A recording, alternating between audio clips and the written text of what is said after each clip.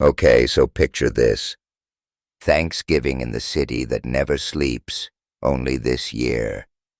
Sleep is exactly what I'm craving. A long, deep coma to escape the family drama brewing. It all started with a text, innocuous enough, from my baby brother Mikey. Hey, wanna grab a beer when you're back in town? Sure, sounds chill, right? Wrong. Mikey then drops a bomb bigger than Times Square on New Year's Eve. He's seeing. Wait for it. My ex, Jessica. Jessica as in the woman who made my life a soap opera for 4 years, culminating in a spectacular cheating finale back in 17. Jessica, the human equivalent of a dumpster fire in stilettos. My jaw hit the floor harder than a Wall Street stock in a crash.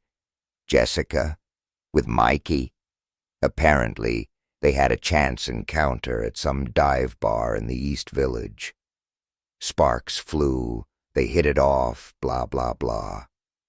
She's a totally different person now, Mikey insists, like some kind of redemption arc straight out of a bad rom-com. He wants me to be cool with it. Cool? Dude, you're dating my emotional kryptonite. Thank God for the Atlantic Ocean separating me from this train wreck. Living in LA has its perks. Sunshine, sanity, distance from family. Until the holidays roll around. Mom calls, all sunshine and rainbows. Honey, holiday plans? We'd love to have you, and Mikey and Jessica are coming too, if they can make it. If they can make it. Like it's a casual invite to a potluck, not a family gathering where my ex-cheater will be sitting across the mashed potatoes from me. My blood pressure spiked faster than the Empire State Building on race day. Absolutely not, I told Mom, voice tighter than rush hour traffic on the BQE. I will not be in the same room as her. Cue the family guilt trip. Don't be like that, Danny, Dad chimes in, his voice all reasonable and annoying. It's family. Family? Family doesn't date your brother's cheating ex. Now they're all huffy, acting like I'm the one ruining Christmas. Am I insane here? Seriously, is it crazy to not want to spend my holidays with the woman who turned my life upside down? I swear, I'm about to book a one-way ticket to Antarctica and spend Christmas with penguins. At least they're loyal. Okay, update time and things are, well, still messed up. But at least I had the family intervention. Thanks to you guys for the pep talk, seriously. It helped me gear up for the emotional marathon. Let's break down the damage. Family member by family member. Mikey, my brother, the love-struck idiot.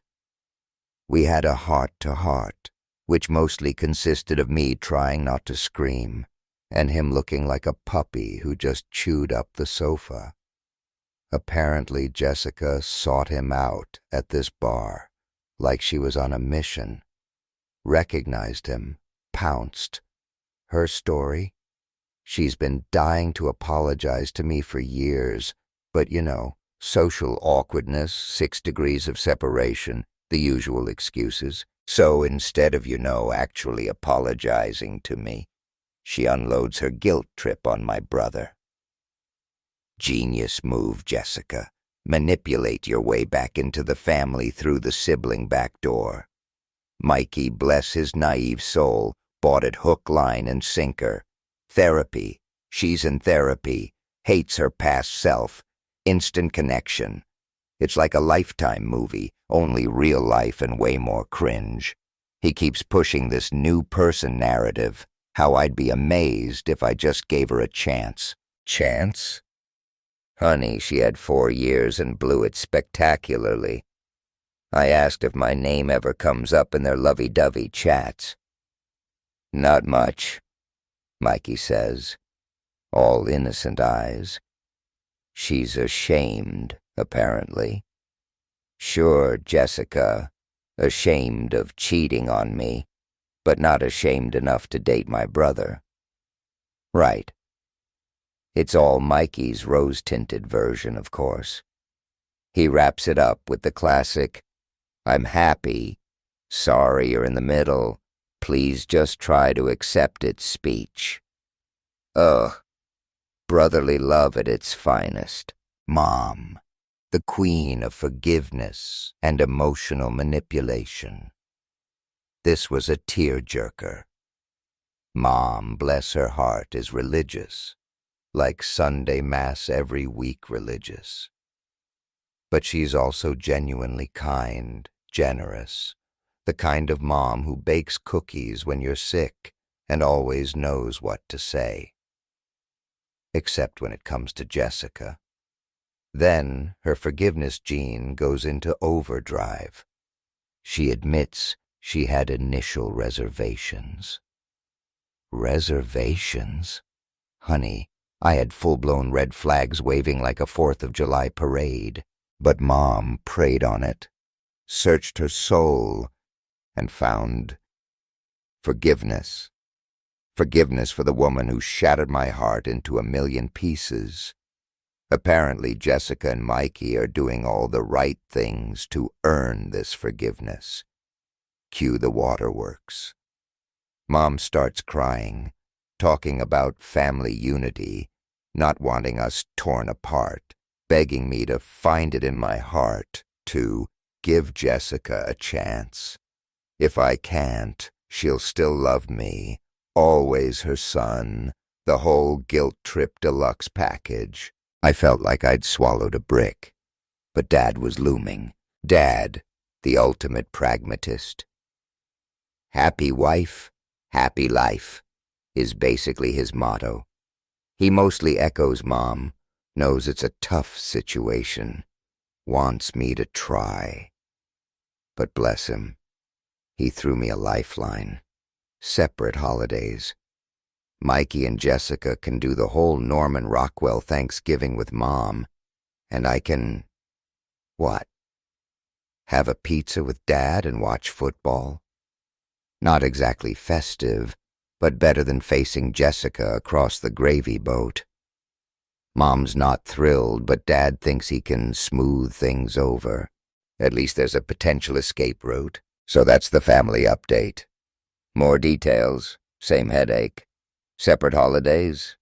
Maybe. But the whole elephant in the room thing Dad mentioned? It's less of an elephant, more like a herd of stampeding rhinos. I told them I'd think about it. Think about it. I'm thinking about changing my name, moving to a remote island and becoming a hermit crab. Seriously, any ideas? I'm taking applications for escape strategies. This is going to be a long holiday season. This whole situation is beyond bizarre. My brother, with her. It's like a twisted rom-com directed by Hitchcock. And my parents, bless their oblivious hearts, are in full-on damage control, pretending everything is fine if we just sprinkle enough holiday cheer on it. They're splitting the holidays like divorced parents, except no one died, just my faith in humanity. Coping mechanisms? Revenge fantasies and dark humor are my go-to right now. Maybe I should ask Jessica at Thanksgiving, in front of everyone, if Mikey's kissing style is an improvement over mine. Or launch into a detailed lecture on the symbolism of cranberry sauce in failed relationships. Just kidding. Mostly. Send wine, and maybe a therapist on speed dial. This holiday season is going to be a survival test. Okay, story number 2. Brace yourselves for a heartbreak tsunami. New Year's Day, 2:00 a.m. Not exactly the champagne wishes and caviar dreams start to the year, right? For me, it was the moment my world shattered into a million tiny, glittery pieces of betrayal. That's when I found out my wife, Olivia, was having an affair. And the plot twist? It wasn't a one-night stand, a drunken mistake. Nope, she kept it going for a glorious 8 months. 8 months of lies, deceit, and me being the clueless husband in a bad sitcom. Male, 28 at the time, by the way, for context. Olivia was my first everything. First girlfriend at 21, first person I ever... You know, I was completely, utterly, ridiculously in love. We were the golden couple, the envy of all our friends. Engaged in Central Park, married at a vineyard in Long Island, the whole fairy tale package. 6.5 years together, all leading up to this spectacular implosion. The first cracks started subtly. A nagging feeling, a whisper of suspicion about a co-worker, Liam. He was always around, hovering, overly friendly with Olivia, like a stray dog you can't shake off. Red flags popping up like fireworks on the 4th of July. But I ignored them. Denial is a powerful drug, folks. My wife, she'd never do that to me. Famous last words, etched in Heartbreak. But the flags kept waving, getting bigger, brighter, more insistent.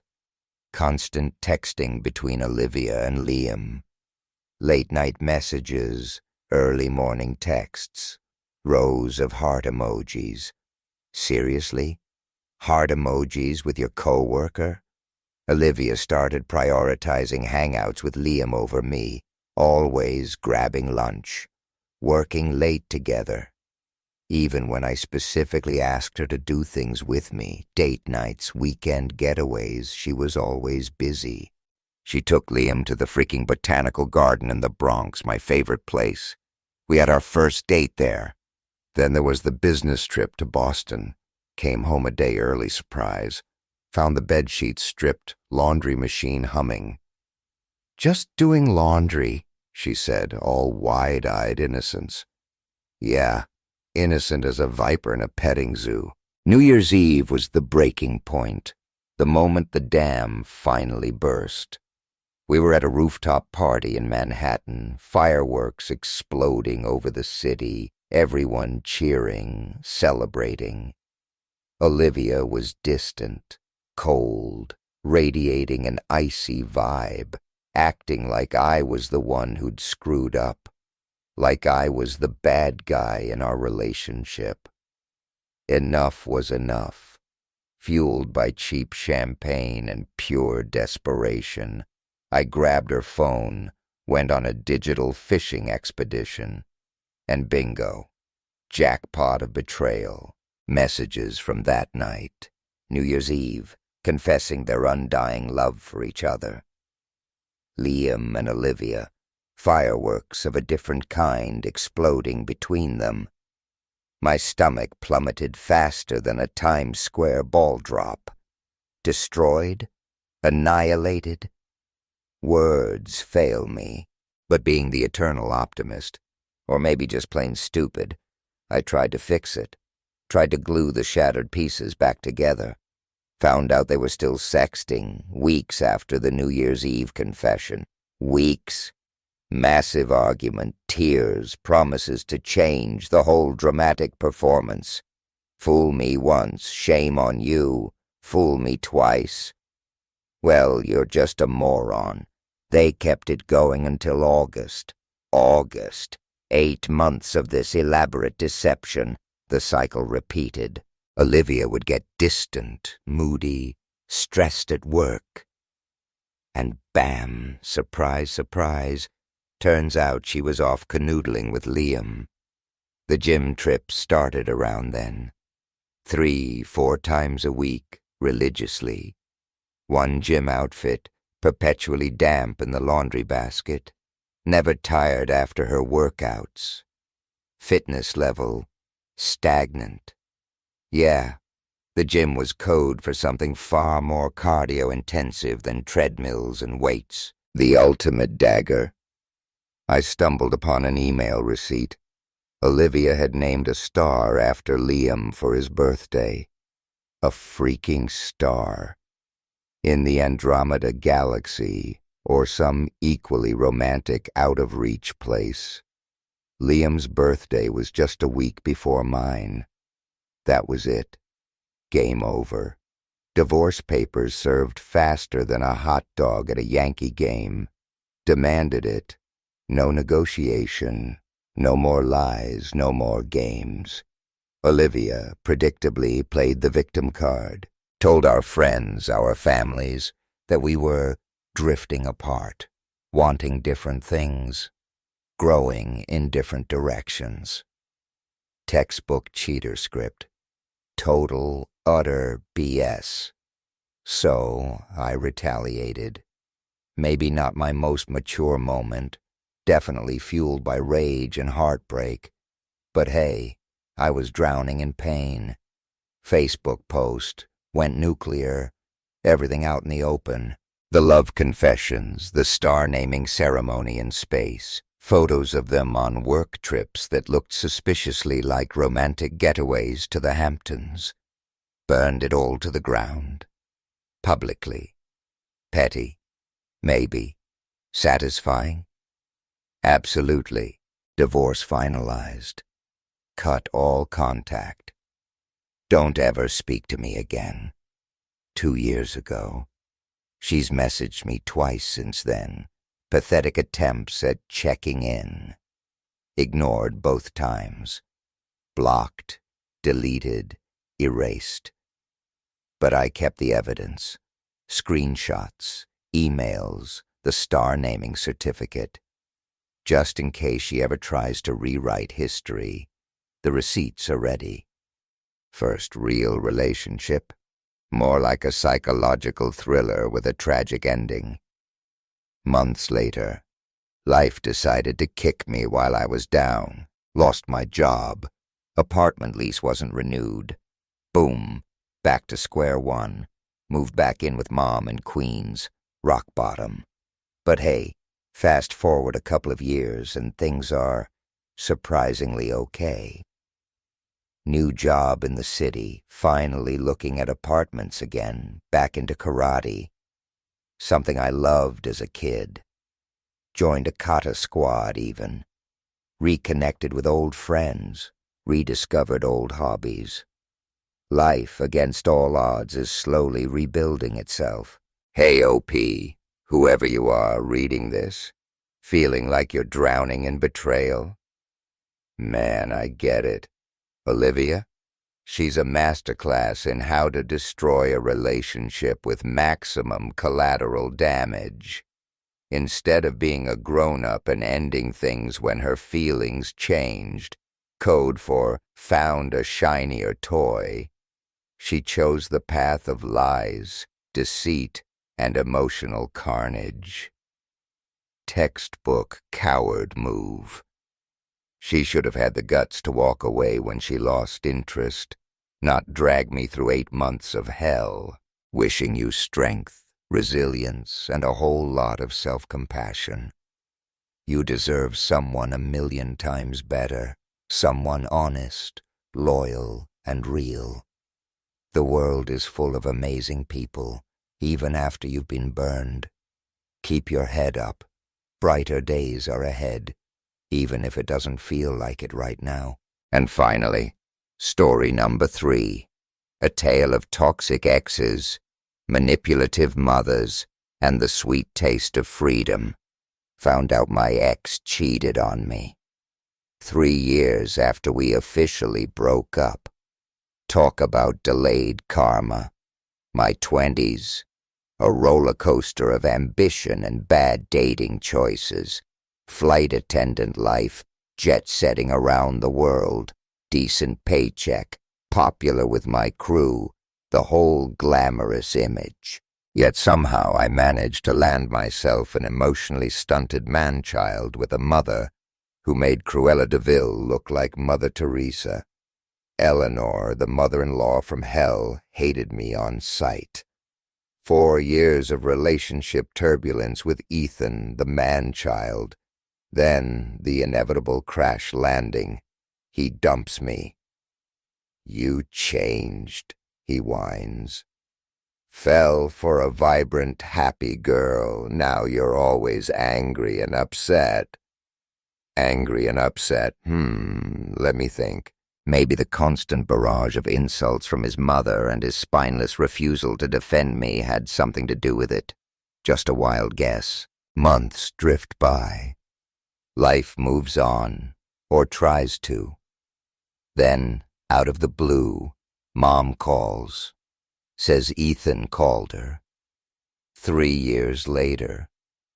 Still lamenting about how deeply in love he was with me. But I was just too depressed, too negative. He had to prioritize his own well-being, Mom parrots, sounding utterly unimpressed. Mom, bless her, saw through his pathetic act in seconds. Polite, non-committal responses, then blocked his number faster than you can say, narcissist. Smart woman, my mom. She should write a book on dealing with toxic exes and their mothers. Fast forward a few weeks. A mutual friend, bless her gossipy heart, drops a bombshell. Ethan got married. Guess who to? Yep, you nailed it. Bianca, the Stepford wife his mother Eleanor had been pushing on him since day one. The perfect girl, according to Eleanor. Lightbulb moment brighter than the Vegas Strip. The nagging suspicion I'd always had. The gut feeling that something was off. Confirmed. He cheated. For a solid 6 months before he dumped me. 6 months of lies, deception, and me being completely oblivious. Weird mix of emotions. Part validation like, see, I knew something was fishy. Part relief like, thank God I dodged that bullet. But also a lingering sting. Relief that I escaped that toxic swamp, but a twinge of hurt that he'd been such a coward, such a liar. Years it took me to untangle myself from that mess. Therapy sessions spent dissecting the emotional wreckage of that abusive relationship. Seriously, I went down a rabbit hole of self-doubt and anxiety. If he'd just been honest. Just said, my feelings have changed. It would have hurt, sure, but I could have respected it. But no, he had to make me the villain, the root cause of all our problems. Even Eleanor's hatred was my fault, apparently. Bad influence, because I was depressed by the sheer weight of their dysfunction. Unbelievable. The icing on the toxic cake. He's still talking about me. 3 years later, to anyone who'll lend an ear, still playing the victim, still needing validation for his cheating, his cowardly breakup, his marriage to Mommy's chosen one. Seriously, Ethan, get a grip, grow a spine, make a single decision for yourself for once in your life. I was a good girlfriend. I supported him, cared for him, tried to navigate the minefield that was his family. But yeah, I'm human, flawed, emotional, imperfect. He wanted out, but was too spineless to initiate the breakup himself. So blame it on me, for not being emotionally resilient enough for him. The audacity. Hope he treats Bianca better. Hope she never has to endure the emotional torture I went through. Mostly, I hope I never ever sacrifice my own well-being for someone who's incapable of basic decency. And yeah, I hope he eventually learns that cheating isn't a solution, it's just cowardly destruction. But hey, I survived him. Years, yes, but I emerged stronger, wiser, and infinitely more discerning about future dating prospects. Proud of myself for pulling through. Proud of everyone who's fought their way out of toxic relationships and come out the other side, scarred but stronger. Good for you for refusing to take the blame for his failures. Sounds like if I hadn't gotten the confirmation of his cheating, I'd still be carrying that weight of self-blame, years down the road. Turns out, he started seeing Bianca practically the minute we broke up. Victim card, gaslighting, cheating, the trifecta of toxic ex-behavior. Yours married is a fair partner, mine probably will too eventually. But trust me, honey, those relationships built on deceit and manipulation, they're built on sand. They crumble. You moved on, you healed. He hasn't. Still obsessing about you after 3 years? You're the real winner here, by a mile. Good luck to you, and to every single person who's escaped the clutches of a cheater and found their way back to themselves. We are warriors,